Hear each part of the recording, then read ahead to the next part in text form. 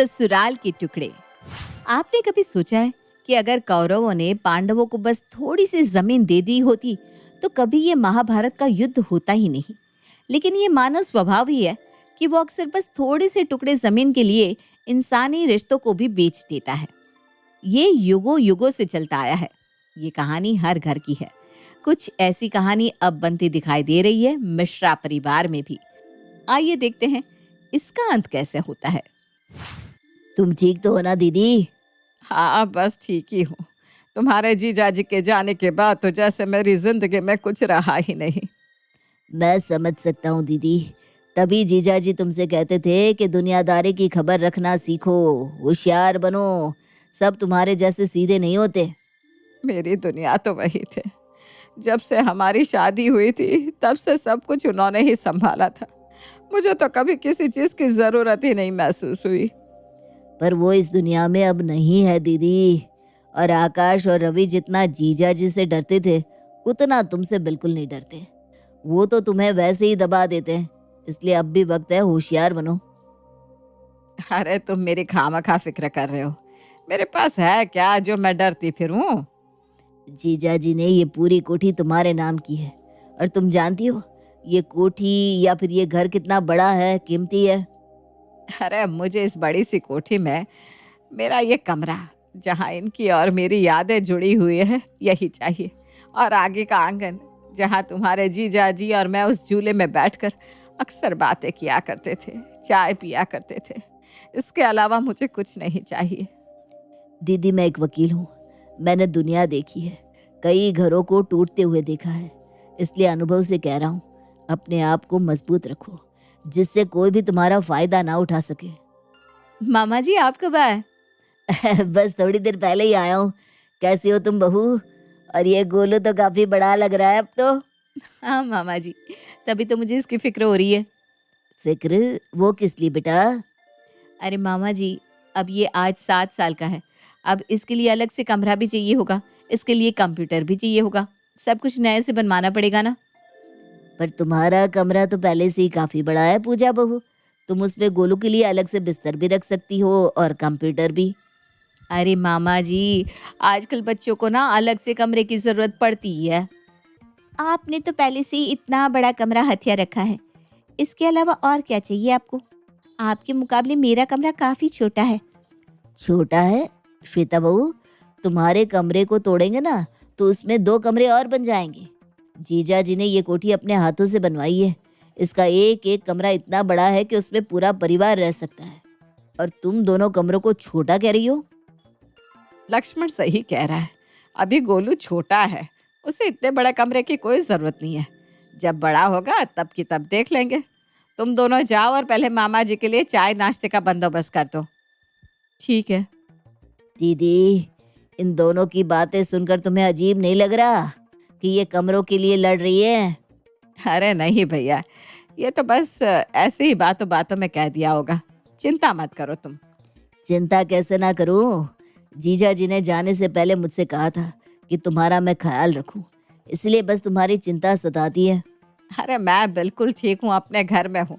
तुम मेरी चिंता मत करो भाई। ठीक है, अगर तुम कहती हो तो मैं कुछ नहीं कहता।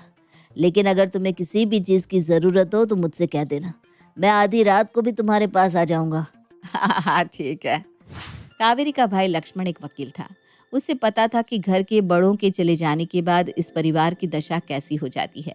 इसलिए उसे अपनी बहन की चिंता होती रहती थी। अरे गोलू तू आ जा, यहाँ बैठ जा। वो स्टूल लेके आ जा बेटा। आप खुद ही देख लीजिए, अब गोलू बड़ा हो रहा है। इस डाइनिंग टेबल पर उसके लिए एक कुर्सी तक नहीं है। और आगे भी तो उसे बहुत कुछ चाहिए होगा, जैसे अपना कमरा, अपना पढ़ने का टेबल, फोन। ये सब आजकल के बच्चे इन चीजों के बिना कहाँ चल पाता है। अरे बहू तुम इतनी चिंता क्यों कर रही हो? अभी ये बहुत छोटा है। बच्चों को बड़े होते देर कहाँ लगती है माँ जी। आपकी तो उम्र बीत गई है, हमारी तो अभी अभी शुरू हुई है ना। अगर ऐसी ही बात है तो मेरा भी बच्चा होगा आगे चलकर। सब कुछ ये ही ले जाएंगी तो हमारे लिए बचेगा क्या? रवि, तुम भी हमारे आने वाले बच्चे के लिए पहले से ही सब कुछ प्लान करके रखो। मैं नहीं चाहती कि उस वक्त हमारे पास कुछ ना रहे। अरे मैं अपना हक ही मांग रही हूँ, तुम्हारा तो बच्चा भी नहीं है कोई अभी तक। तुम किसके लिए ये सब कह रही हो? अगर आप अपना हक मांग सकती हैं तो मैं क्यों नहीं? मुझे भी तो अपने भविष्य के बारे में सोचना है कि नहीं? बात तो तुम दोनों की सही है। हाँ माँ, मुझे भी लगता है दोनों सही कह रही हैं। हम आज अपने भविष्य के बारे में नहीं सोचेंगे तो कब सोचेंगे?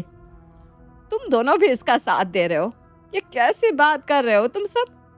हम सब एक ही घर में रहते हैं, सब कुछ तो है यहाँ, और क्या चाहिए तुम्हें? माँ जी, आप आज हैं कल नहीं है।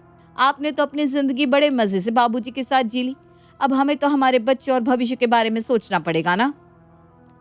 बाबूजी को सब कुछ पहले ही अलग अलग कर देना चाहिए था। अब वो तो चले गए, अब हम सब भुगत रहे हैं। भुगत रहे हैं? अरे इससे क्या मतलब है तुम्हारा आकाश? ये इतनी बड़ी कोठी, तुम दोनों जिस दुकान पर बैठते हो ना बड़े शान से, वो दुकान भी तुम्हारे बाबूजी ने अपनी मेहनत से बनाई, और तुम लोग कह रहे हो कि तुम लोग भुगत रहे हो? तुम्हारे बाबूजी को क्या पता था कि उनके जाने के बाद तुम यह सब कहोगे? हमारे कहने का मतलब वो नहीं था माँ, लेकिन अपने भविष्य के बारे में सोचना भी तो गलत नहीं है ना। तुम्हारे बाबूजी हमेशा से चाहते थे कि पूरा परिवार साथ रहे, और तुम लोगों को कमी क्या है इस घर में? हर किसी के पास अलग अलग कमरे हैं, जगह है, फिर क्यों ये सब अलग अलग करना चाहते हो? माँ जी, ये इमोशनल बातें करना बंद कर दीजिए आप। ये हम साथ साथ है वाला परिवार सिर्फ फिल्मों में ही अच्छा लगता है, असल जिंदगी में नहीं।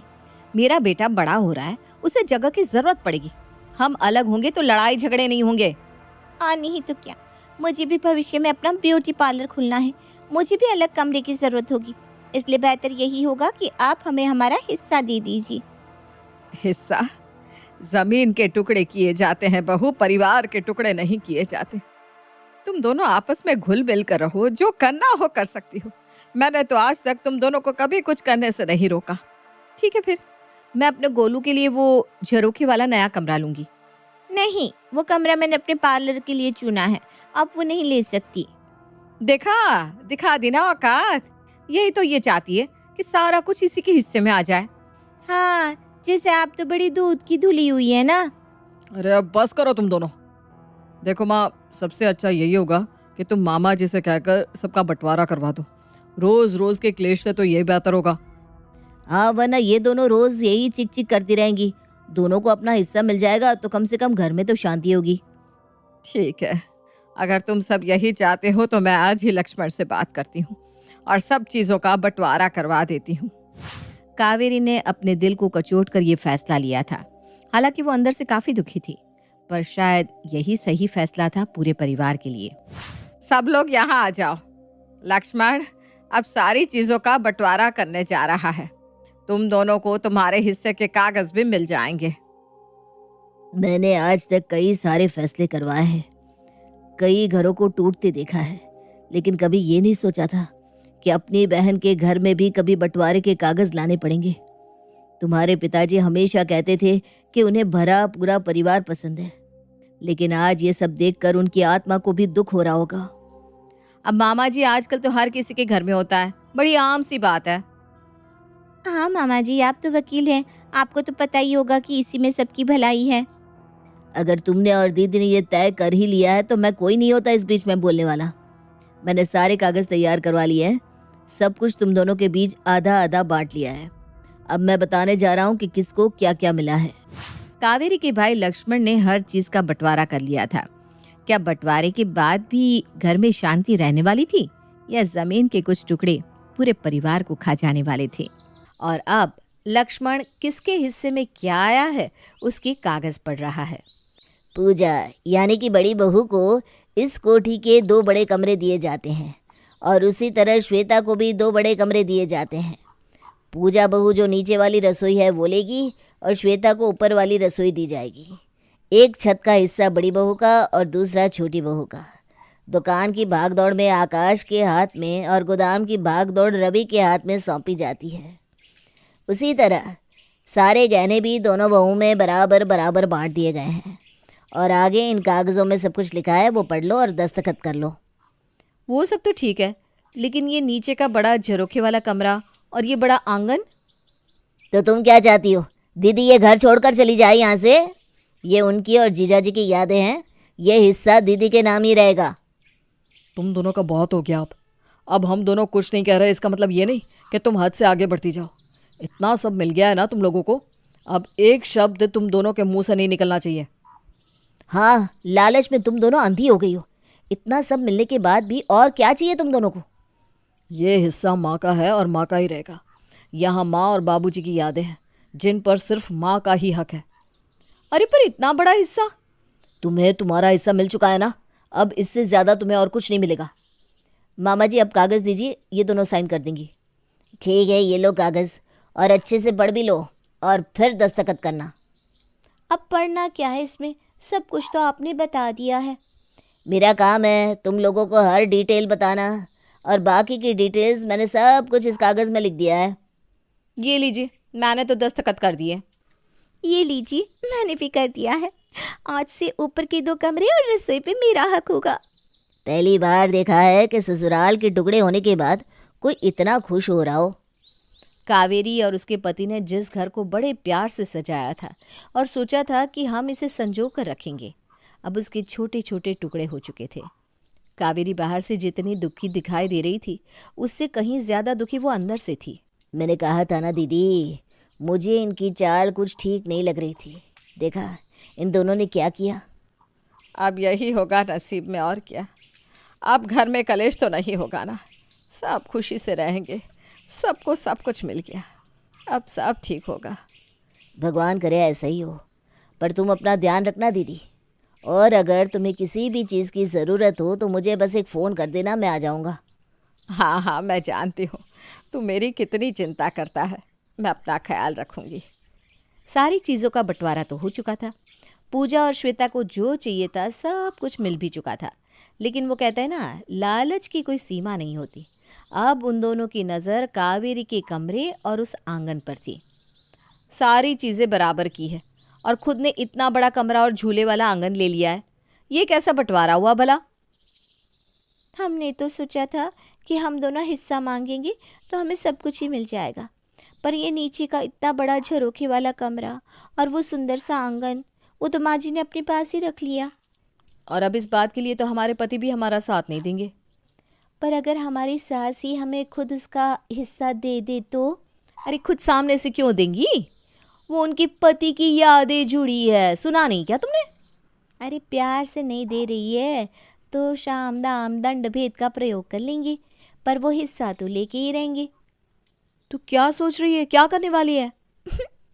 बस आप देखते जाइए भाभी, आपका कान यहाँ लाइए, मैं आपको प्लान बताती हूँ।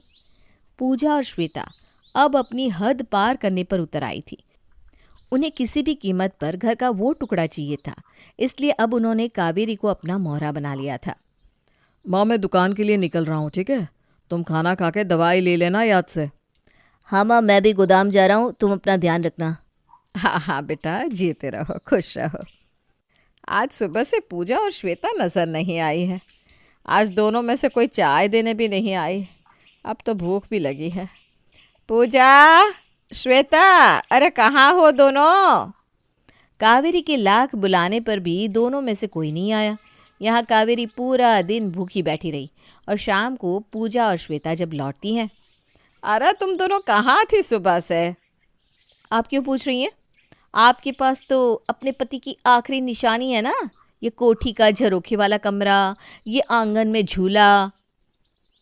तुम दोनों में से आज किसी ने खाना तक नहीं दिया मुझे। मैं दवाई भी नहीं ले पाई हूँ। अब हमारी रसोई अलग अलग हो चुकी है माँ जी। अगर आपको खाना खाना है तो खुद बना लीजिए। घर का हिस्सा करते वक्त आपने खुद ने बड़ा वाला हिस्सा लिया हुआ है, अब कहाँ गई अकड़ आपकी? ये क्या, तुम दोनों ने बड़ा हिस्सा टुकड़ा ये सब क्या लगा रखा है? तुम दोनों के पास भी तो अपने हिस्से हैं ना।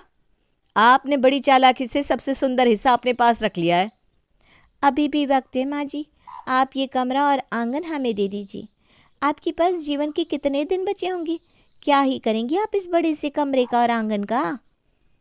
तुम दोनों को अपने ससुराल के टुकड़े करने के बाद भी चैन नहीं पड़ रहा। अब मेरे पति की याद भी मुझसे छीनना चाहती हो। अरे कुछ तो शर्म कर लो दोनों। हम तो बहुत कुछ कर सकते हैं माँ जी, आप अपना सोच लीजिए। और अगर आप ये सोच रही हैं कि आपके बेटे आपका साथ देंगे या फिर आप उनके कान भरेंगी, हमारे कहने पर वो आपको इस घर से भी निकाल देंगे, याद रखिए। मैंने कभी सोचा भी नहीं था कि तुम दोनों इस हद तक चली जाओगी। अभी तो हमने कुछ नहीं किया माँ जी। आज से आप अपना खाना खुद बनाइएगा। हमसे उम्मीद करने की कोई ज़रूरत नहीं है। हम आज के बाद आपके लिए कुछ नहीं करने वाले। और ये सब तभी बंद होगा जब आप ये हिस्सा हमारे नाम कर देंगी। ठीक है, अब इस उम्र में ये सब देखना लिखा होगा तो यही सही। पूजा और श्वेता अब क्रूरता की हद पार कर चुकी थी। उन्होंने अपनी सास को खाना देना, दवाइयाँ देना, उनके कपड़े धोना सब छोड़ दिया था। कावेरी अपना काम खुद करती, लेकिन ये सब करते करते अब उसकी तबीयत बहुत ख़राब हो चुकी थी। दीदी, मैं कितने दिनों से तुम्हें फ़ोन लगा रहा हूँ, तुम्हारा फ़ोन बंद क्यों है? और तुम्हारी ऐसी हालत कैसे हो गई? लक्ष्मण, तू ये हिस्सा भी उन दोनों के नाम कर दे। मैं अब यहाँ नहीं रह सकती, मुझे यहाँ से ले चल। तुम्हारी ऐसी हालत पूजा और श्वेता ने की है ना। मुझे ये बात पहले से पता थी कि ये दोनों कुछ नहीं करेंगे। तुम रुको, आज ही मैं इन सब का अंत कर देता हूँ। कावेरी की हालत देखकर लक्ष्मण को बहुत गुस्सा आ गया था। उसने कावेरी के दोनों बेटे और बहुओं को बुलाया। जिस माँ ने तुम दोनों को रात रात भर जग के पाला है, तुमने उसकी ये हालत कर दी। माँ तुम्हारी ऐसी हालत कैसे हो गई? मैं बताता हूँ। ये तुम दोनों की पत्नियों ने कावेरी को खाना देना बंद कर दिया, उन्हें दवाई देना बंद कर दिया, यहाँ तक कि उसकी मोबाइल का चार्जर तक नहीं देती। लेकिन तुम दोनों ने एक गलती कर दी कि तुमने वो कागज़ नहीं पढ़ा था जिस पे तुम दोनों के साइन है।